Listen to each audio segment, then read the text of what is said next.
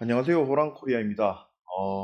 최근에 여러 진짜 많은 이슈들이 있는데, 그것들을 찾다가 좀 급하게 대본을 완성하고 급하게 녹음을 하고 있는 거라 숨이 좀 차니까 좀 듣기에 그러시더라도 양해 부탁드리면서, 요즘 날씨도 점점 더워지고 있는데 정치권은 날씨보다 더 뜨거운 이야기가 계속 나오고 있는데요. 그런 부분들을 어, 다 짚으려고 하니까 너무 바빠서 오늘은 가장 보고 제가 충격을 받았던, 정말 말을 다 할 수 없을 만큼 입이 턱 하고 막혔던 거에 대해서 한번 이야기를 해볼까 합니다. 오늘도 끝까지 함께 달려주시기를 부탁드리면서 구독과 좋아요도 부탁드립니다. 바로 시작하겠습니다. 자, 오늘은 최근 김용범 청와대 정책실장이 언급한 이른바 AI 시대 국민 배당금 발언에 대해서 먼저 이야기를 해볼까 합니다. 먼저 말씀드리겠습니다. 오늘 영상은 평소보다 진짜 조금 강하게 가겠습니다. 호랑코리아 이 채널 자체가 특정 정당을 무조건 편들기 위해 만든 채널은 아니란 거 다 알고 계실 겁니다. 보수든 진보든 여야 뭐 그걸 따지지 않고 잘한 건 잘했다 하고 이상한 건 이상하다고 말도 하고, 좀 문제가 있었던 건 문제가 있었다라고 진짜 가감 없이 어떤 곳을 편들지 않고 하는 게 저희 채널의 모토기 때문에 이 부분도 그렇게 들어주시면 감사하겠고요. 근데 이제 우리가 정치적 중립을 말할 수 있는 것도 사실 결국 이 나라가 자유민주주의 국가이기 때문에 가능한 거거든요. 근데 이제 표현의 자유가 있고 사유재산권이 있고 기업 활동의 자유가 있고, 국민이 국가의 허락을 받아 사는 게 아니라 스스로 벌고 선택할 수 있는 체제가 있기 때문입니다. 우리가 이렇게 정치 이야기를 하고 정부도 비판하고 기업도 비판하고 노조도 비판할 수는 있는 겁니다. 근데 최근 나오는 이 흐름만 보면 이 기본선이 조금씩 흔들리고 있다는 걸 이야기를 하고 싶은 겁니다. 기업이 돈을 벌면 그걸 국민에게 나눠주자. 청년이 쉬면 지원을 좀 더 깔아주자. 그래야 올라갈 수 있다. 원청이 성과급을 받으면 하청과 외주도 똑같이 주자. 국가는 그걸 상생, 복지, 공정이라고 하는 말로 지금 포장을 하고 있는데, 저는 오늘 분명히 이건 짚고 가야 된다고 생각을 합니다. 말은 진짜 국민 배당이고, 말은 상생이고, 말은 복지지만, 구조는 점점 배급 국가로 가고 있는 겁니다, 지금. 시작하기 전에 구독과 좋아요 부탁드리면서, 진짜 이제 시작할 거니까, 시작부터 이렇게 톤을 올리면 안 되는데, 너무 충격을 받아가지고 좀 오늘 텐션이 높은 점 양해 부탁드리면서 시작하겠습니다. 먼저 발언부터 좀 정리를 해보죠. 김용범 청와대 정책실장은 이제 AI 시대 기업들이 거두는 초과 이윤이라는, 이것도 뭘 위해 만든 단어인지 모르겠지만 초과 이윤이라는 걸 하니까, 특히 반도체랑 AI 인프라 호황에서 생기는 과실이 특정 기업과 특정 계층에 집중될 수 있다고도 말을 한 겁니다. 그러면서 이 초과 이윤을 어떻게 사회적으로 안정화할 것인가가 중요하다고 AI 시대의 과실을 이른바 국민 배당금 형태로 전 국민에게 구조적으로 환원하는 방안을 제안을 한 거예요. 다만 본인은 초과 세수가 생기지 않는다면 국민 배당금은 허황된 이야기라고 했고, 청와대도 이 발언은 내부 검토가 아니라 김 실장의 개인 의견이라고 선을 그었습니다. 근데 이 중요한 거는 김 실장이 저런 이야기를 했을 때 처음부터 그은 게 아니었어요. 이게 논란이 되니까 발을 뺀 것처럼 보인단 말입니다. 아니었으면 처음부터 공식 석상을 만들어가지고 청와대 측과는 합의되지 않은 이야기다, 아니면 저거는 김 실장 개인이 한 이야기다라고 선을 그었어야 되는데, 문제가 되니까 이런 말을 하는 거죠. 본인들도 이렇게 많은 사람들이 기함을 토할 줄은 몰랐을 겁니다. 그러니까 저렇게 뒤늦게 발뺌을 좀 했죠. 여기까지만 들어도 누군가는 이렇게 말을 할 수 있어요. 아니, 기업 돈을 직접 뺏겠다는 것도 아니고 초과 세수가 생기면 국민에게 돌려주자는 건데 뭐가 문제냐? 이렇게 말하는 사람이 있더라고요. 저는 이게 이해가 안 되는데 그런 사람이 있어요. 그런 사람들이 이제 청년 대출 받는 사람이겠죠. 청년 뭐 자택이나 이런 거 받아가지고 사는 사람들 이야기할 겁니다. 쉬었음 청년인가 그렇게 말을 하더라고요. 겉으로만 보면 좀 따뜻해 보일 수는 있죠. 이게 그런 사람들한테는 특히나 더 그렇게 느껴질 수 있습니다. 국민에게 돌려준다. AI 시대의 과실을 함께 나눈다. 양극화를 줄인다. 사회적 안정장치를 만든다. 말은 진짜 좋아요. 어떤 말이든 붙이면 좋게끔 만들 수밖에 없는 이야기들입니다. 그런데 문제는 그 밑바닥에 깔린 사고방식이 문제라는 거예요. 이 발언의 핵심은 결국 이겁니다.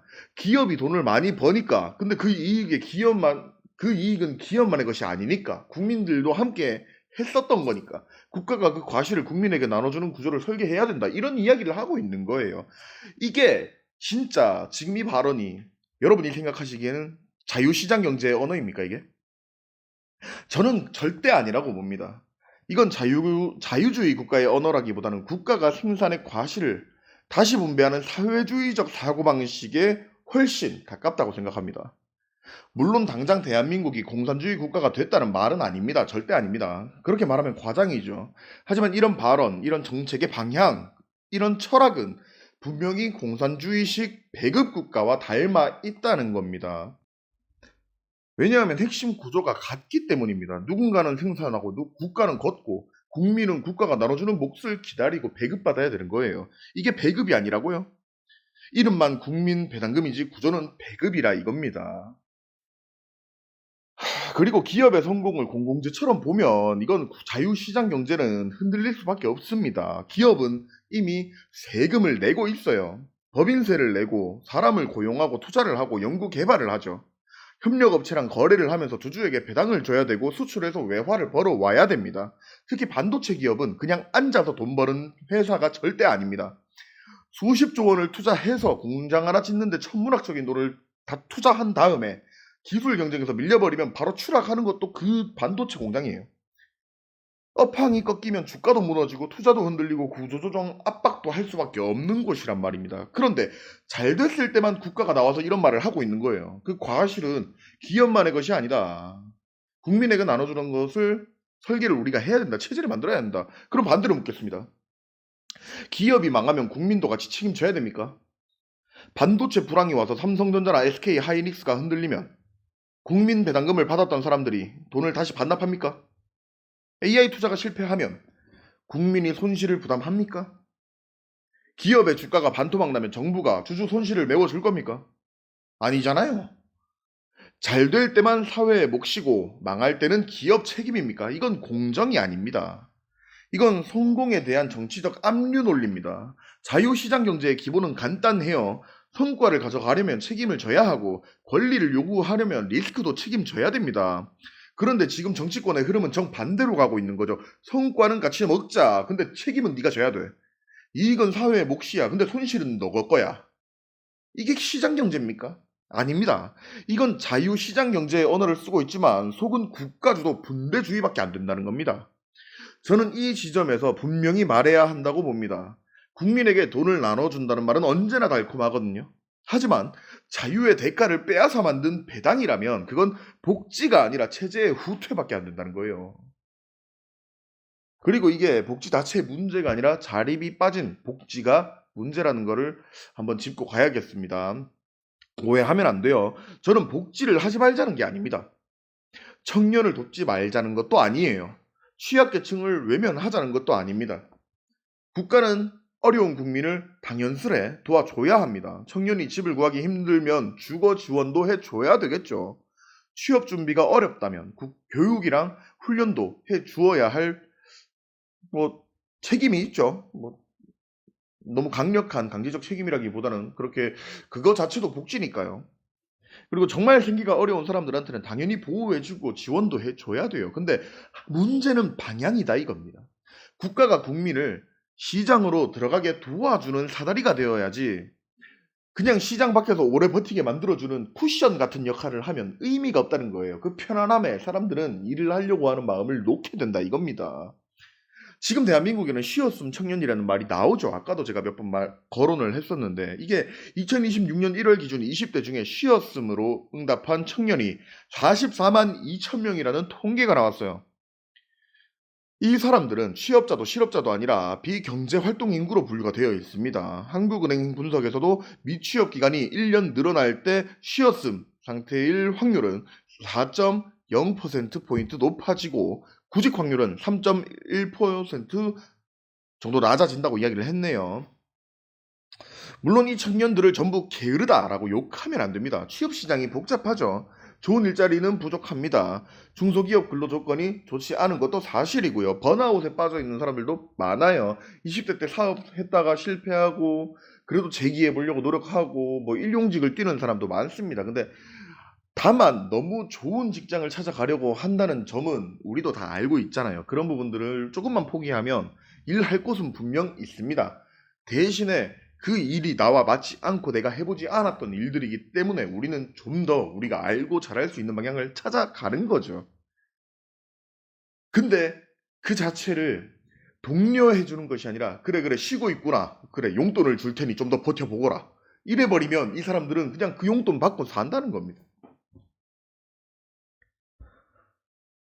정치권에서는 지금 이런 상황들의 청년들의 표 때문인지 아니면 그냥 청년들을 완전 그냥 배급을 먹는 그런 어 배급주의적인 사회 그냥 하나의 톱니바퀴처럼 만들려고 하는 건지 정확히 이해는 못하겠습니다. 지금 행태만 보면 정말 말도 안 나올 정도로 답답한데 이거를 너무 애들이 면죄부처럼 사용하기 시작했다 이거예요.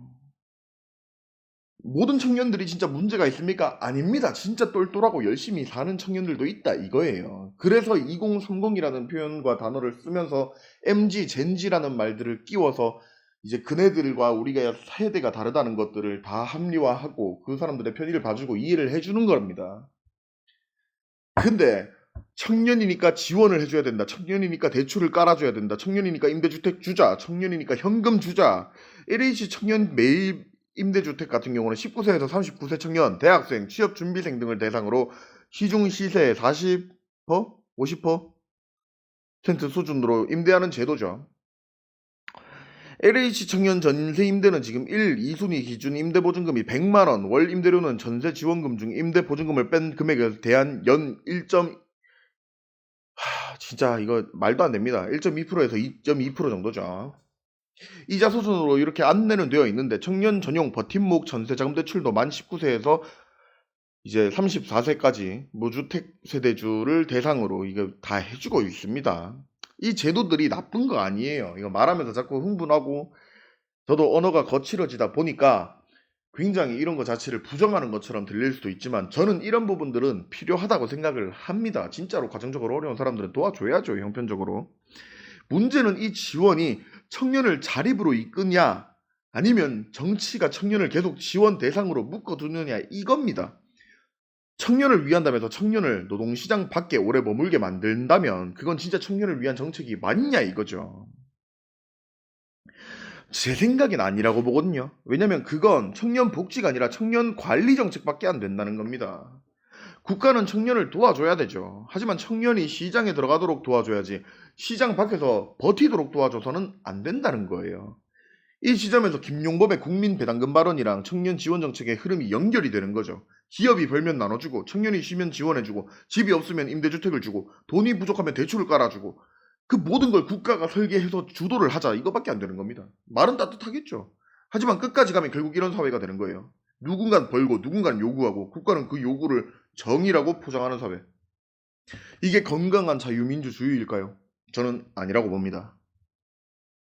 그리고 이 흐름은 지금 기업 현장에서도 나타나고 있는데 최근에는 하청과 외주업체까지 원청 성과급을 요구하는 문제가 계속 나오고 있죠. 대표적으로 한화오션 거기 사례가 좀 보기가 좋을 것 같아요. 한화오션의 급식 위탁업체인 웰리브 노조가 성과급과 원청 교섭을 요구했고 경남지방노동위원회가 한화오션이 웰리브 지회와도 교섭해야 한다는 취지의 판단을 내렸다는 보도가 있었습니다. 한화오션은 급식업체가 선박 건조에 직접 관여하지 않는다며 성과급 지급은 어렵다는 입장을 보였습니다. 당연한 거죠. 하청 노동자들의 처우 개선 필요하죠. 위험한 현장에서 일하는 하청 노동자, 원청의 실질적 지휘와 통제 아래 일하는 노동자, 낮은 임금과 불안정한 고용의 노인 노동자들에 대한 개선 논의는 할 수 있습니다. 하지만 그 논의와 원청 회사의 성과급을 외주랑 하청까지 당연한 권리처럼 요구하는 것은 완전히 다른 문제예요. 성과급은 그냥 돈잔치가 아닙니다. 성과급은 리스크를 감당한 조직 안에서 성과를 창출한 직접 기여한 구성원들에게 회사의 기준에 따라서 지급되는 보상인 거예요. 근데 이제는 이렇게 말하는 거죠. 본사가 성과급을 받았으니 우리도 줘. 같은 사업장에 있으니까 우리도 줘. 원청이 잘했으니까 하청도 줘. 좋습니다. 그럼 반대로 말할게요. 회사가 휘청거리면요. 같이 책임질 겁니까?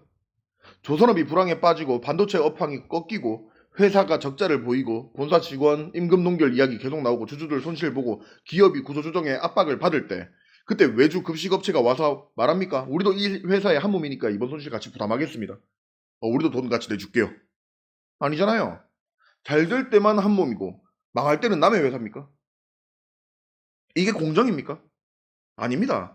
이건 이익은 같이 먹고 손실은 기업에 떠넘기는 구조밖에 안 되는 거죠. 그리고 이런 요구가 정치권의 분배주의와 결합하면 기업은 더 이상 정상적으로 움직이기 어려워지죠. 기업이 돈을 벌면 정부가 오죠. 국민배당금으로 놔둡시다. 기업이 성과급을 주면 노조가 옵니다. 하청도 같이 나눕시다. 외주업체까지 와요. 급식도 했고 세탁도 했고 우리도 다 도와주는 것 같은데 우리도 줘요. 그럼 기업은 왜 위험을 감수하면서까지 그 일을 해야 할까요? 왜 수십조를 투자해가지고 그걸 할까요? 왜 글로벌 시장에서 목숨 걸고 싸웁니까? 왜 미친듯이 영업을 뛰고 왜 해외를 그렇게 나다니고 왜 합니까? 성공하면 여기저기서 뜯어가고 실패하면 혼자 책임지라는데 누가 장기 투자를 합니까? 이건 상생이 아닙니다. 상생은 책임도 나누고 성과도 나누는 거예요. 그런데 지금의 흐름은 성과만 나누자는 거예요. 책임은 니들이 지고 성과만 달라는 거예요. 저는 이걸 강하게 비판해야 된다고 생각을 해요. 제가 오늘 이 텐션을 굉장히 강하게 잡아떼고 있는 것도 그 이유 때문입니다. 이 부분까지 웃으면서 할 수 있는 이야기는 절대 아니라는 거예요. 잘 될 때는 한 몸이라며 손가락을 달라고 하고 망할 때는 남의 회사라며 책임지지 않습니다. 이게 공정이에요? 이건 공정이 아니라 책임 없는 쾌락을 위한 분배일 뿐입니다. 그렇게 돈 받은 사람들이 참 잘도 아껴서 쓰겠다. 이번에 요 이야기가 어차피 이렇게 이름이 몇 개가 나왔지만 삼성을 한번 예를 들어보고 싶습니다. 삼성은 필요할 때는 국가대표가 돼요. 항상. 한국의 기업 뭐가 있냐? 샘성 무조건 삼성 이야기 나옵니다. 근데 때릴 때는 왜 적폐가 됩니까? 절대 빼놓을 수 없어요. 삼성 이야기는 이런 이야기할 때. 삼성전자가 지금은 주가도 오르고 반도체가 다시 대한민국의 경제의 핵심으로 떠오르니까 정부도 반도체를 밀어주고 정치권도 갑자기 반도체를 국가 전략 산업이라고 합니다. 실제로 반도체 특별법은 반도체 산업 지원 정책을 총괄할 위원회와 특별회계를 두고 기술 개발부터 인력 양성, 교재, 인허가, 예비 타당성 조사 특례 등 지원 근거가 다 포함되어 있다는 겁니다. 산업통상부 장관도 반도체를 AI 시대의 국가 경제 안보를 좌우하는 전략 자산이라고도 표현을 했다 이거예요. 근데 맞죠? 반도체는 국가의 전략 산업입니다. 삼성전자와 SK 하이닉스가 흔들리면 대한민국 경제 전체가 흔들릴 거예요. 근데 묻고 싶은 게 있어요. 그렇게 중요한 기업이면 그동안 왜 그렇게 다뤘어요? 삼성은 정치적으로 필요할 때마다 재벌적폐의 상징처럼 끌려 나왔죠. 이재용 회장은 국정농단 사건으로 2021년 파기환송심에서 징역 2년 6개월 실형을 선고받고 법정 구속됐습니다. 이후 삼성물산 제1모직 부당합병 및 회계 부정 의혹 사건으로 장기간 재판을 받았죠. 그런데 이 부당합병 회계 부정 사건은 결국 2025년 대법원에서 19개 혐의 전부 무죄로 확정이 된 겁니다. 이 과정에서 삼성전자 등 10개 계열사 37회, 임직원 주거지 13회 압수수색, 300명에 대한 860여 회 소환 조사까지 있었다는 보도가 있었죠. 여기서 중요한 건 이 문제를 단순히 민주당만의 문제로 만들면 안 된다는 거긴 해요. 이거 지금 제가 말하는 거 그렇다고 너무 이거를 따지고 가는 이야기는 아니라는 겁니다. 국정농단 수사는 보수 정권 말기에 시작됐고 특검과 검찰, 법원이 이어받았죠. 부당합병 수사는 문재인 정부 시기에 검찰에서 진행됐고 당시 검찰 라인에는 지금 보수 정치권과 연결되는 인물들도 있었습니다. 그러니까 이건 단순한 진보 대 보수만의 문제는 아니란 거예요. 문제는 더 큰 겁니다. 대한민국의 권력이 기업을 어떻게 대하느냐, 어떻게 생각하느냐의 문제죠. 필요할 때는 국가대표라고 말하고 정치적으로 때릴 때는 적폐라고 말하고 돈을 벌면 국민의 과실이라고 하고 주가가 오르면 정부의 성과처럼 이야기하고 이게 정상입니까? 삼성이 잘못했으면 법대로 처벌하면 됩니다. 근데 그건 당연한 거죠. 기업이라고 해서 법 위에 있을 수는 없어요. 하지만 법치라는 이름으로 기업을 몇 년씩 묶어놓고 경영진을 재판장에 세우고 글로벌 반도체 전쟁이 벌어지는 동안 사법 리스크를 달고 뛰게 만들고 이제 와서 반도체가 잘 나가니까 국가 전략 산업이라고 띄워주고 돈을 벌면 국민 배당금으로 나누자고 이건 너무 이중적이죠. 정리하면 이겁니다. 망할 때는 기업 책임, 수사할 때는 재벌 적폐, 필요할 때는 국가대표, 돈 벌 때는 국민 과실. 이게 자유시장 경제입니까? 아닙니다. 이건 기업을 국가 경제의 파트너로 보는 태도가 절대 아니죠. 이건 기업을 필요할 때 쓰는 방패로 쓰고 돈 벌 때는 지갑으로 보는 태도밖에 안 된다는 겁니다. 저는 이 부분은 진짜 강하게 한번 이야기를 하고 가야 된다고 생각을 해요. 기업을 국가대표로 쓸 거면 기업의 성과도 존중해야 되고, 기업을 경제 안보의 핵심 자산이라고 부를 거면 기업의 사유재산권과 경영 자율성도 존중해 줘야 된다는 겁니다. 그게 싫으면 처음부터 기업을 국가 소유처럼 대하겠다고 솔직하게 말을 하든가. 그러니까 결국에 핵심은 그건 것 같아요. 배급 국가로 가느냐 자유국가로 남느냐. 지금까지 이야기를 하나로 묶어볼게요. 김용범 정책실장의 국민배당금 발언, 청년 지원 정책의 확대, 쉬었음 청년 문제, 하청과 외주업체의 성과급 요구, 삼성을 때렸다가 필요할 때 다시 국가대표로 떼우는 그 정부적 혹은 사회적, 이 시민들도 똑같아요. 이중성. 이 모든 게 따로따로 있는 사건처럼 보이지만 사실은 하나의 흐름으로 이어져 있죠. 그 흐름이 바로 이겁니다. 국민이 시장에서 벌어 사는 나라에서 국가가 걷고 나눠주는 나라로 가고 있다 이겁니다. 이게 핵심입니다. 자유민주주의 국가는 국민이 스스로 일하고 스스로 벌고 스스로 선택하는 나라죠. 국가는 그 질서를 지켜줘야 됩니다. 법을 지키게 하고 공정한 경쟁을 보장하고 사유재산권을 보호하고 약자를 최소한으로 보호하되 국민이 자립할 수 있게 만들어줘야죠. 근데 사회주의적 국가는 달라요. 국가가 묻는 거죠. 누가 많이 벌었냐, 누가 덜 받았냐, 누구에게 줄까, 어떤 이름으로 거둘까, 어떤 방식으로 배당해 줄까. 그리고 국민은 점점 시장보다 국가를 바라보게 되죠. 기업은 고객보다 정부 눈치를 보게 될 거고, 청년은 일자리보다 지원 제도를 먼저 찾게 될 겁니다. 노조는 생산보다 분배 몫을 더 먼저 요구하게 되겠죠. 정치는 선거 때마다 더 많은 배당, 더 많은 지원, 더 많은 현금성 혜택에 계속 익숙하게 만들어주겠죠. 계속 그거를 정책으로 내고 약속을 하고. 그 끝에는 뭐가 남을까요? 열심히 일하는 사람은 계속 내고, 요구하는 사람은 계속 받고, 기업은 계속 뜯기고, 국민은 국가가 나눠주는 돈을 기다리는 사회. 그게 바로 병든 배급 국가라는 겁니다. 물론 지금 당장 대한민국이 공산주의 국가라는 말은 아니죠. 말이 나왔는데 난리가 났으니까요. 다행히. 하지만 이 방향은 분명히 사회주의와 공산주의의 사고방식과 닮아 있다는 겁니다. 국가가 생산의 과실을 사회 전체의 몫이라고 규정하고 국민에게 배당이라는 이름으로 나눠주고 그걸 정의라고 부르기 시작하면 그때부터 자유는 조금씩 줄어들게 될 겁니다. 벌써 그런 전조가 보이죠. 처음에는 기업의 초과 이윤이죠. 그 다음은 부동산 초과 이익이겠죠. 그 다음은 자영업자의 초과 소득이 될 겁니다. 그 다음은 개인의 자산 증가분까지 다 물고 늘어질 수도 있다 이겁니다. 한 번 선을 넘으면 끝은 없어져요. 그래서 저는 이번 발언을 단순한 경제 아이디어로 넘기면 절대로 죽어도 안 된다고 생각해요. 대한민국 자유민주주의 국가를 살아가는 모든 사람들이라면 그렇게 넘기면 안 된다고 생각을 합니다. 이건 대한민국이 앞으로 어떤 체제로 갈 것인가의 문제가 될 수밖에 없거든요. 국민이 자유롭게 일하고 벌어서 살아나가는 나라로 갈 것인지 아니면 국가가 걷고 국가가 나누고 국민은 배당과 지원을 기다리는 나라로 갈 것인가. 저는 분명히 후자는 위험하다고 봅니다. 그리고 이제 다시 이 선에 대해서 다시 한번 이야기를 하자면 복지를 반대하는 게 절대 아닙니다. 복지를 반대할 수가 없죠. 복지는 진짜 필요한 거니까요. 어려운 사람들에게는. 정말 어려운 사람 도와야 되고 청년이 좌절하지 않게 힘도 복도 다 줘야 되고 하청 노동자를 위험한 일 하는 만큼 그 리스크만큼 챙겨줘야죠. 최후도. 기업의 불법은 처벌을 다 해야 되고요. 하지만 그 모든 정책은 자유민주주의와 시장경제의 원칙 위에 있어야 됩니다. 복지는 자립을 도와야지 의존성을 키워주면 안 됩니다. 노동권은 보호해야 하지만 책임 없는 성과급 요구까지 정당화해주면 안 돼요. 기업은 법을 지켜야 되지만 기업의 성공을 국가가 마음대로 배분할 수 있는 공공재처럼 봐서는 안 된다는 겁니다. 국가는 국민을 보호해야 하지만 국민을 배급받는 사람으로 길들여서는 안 된다는 거죠. 여기서 선을 지키지 못하면 나라는 점점 이상해질 수밖에 없다는 겁니다. 처음에는 국민배당금, 처음에는 청년 지원, 처음에는 상생, 처음에는 차별 해소, 그 말들이 쌓이고 쌓이면 어느 순간 일하는 사람보다 요구하는 사람이 유리한 사회가 되고 투자하는 사람보다 배분을 주장하는 사람이 유리한 사회가 되고 기업가보다 관료가 힘이 세고 시장보다 국가가 더 큰 사회가 될 수밖에 없다는 겁니다. 그건 자유민주주의가 아니죠. 그건 자유민주주의의 얼굴을 한 분배 국가일 뿐인 겁니다. 그리고 끝까지 가면 공산주의식 배급 사회랑 다를 바가 없어진다 이겁니다.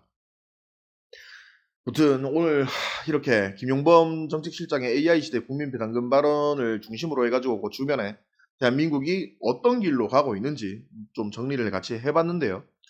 저는 이 문제를 단순히 지금 돈 좀 나눠주면 좋지 않겠냐는 식으로 보면 안 된다고 다시 한번 이야기를 하고 싶습니다. 핵심은 돈이 아니거든요. 핵심은 바로 원칙이거든요.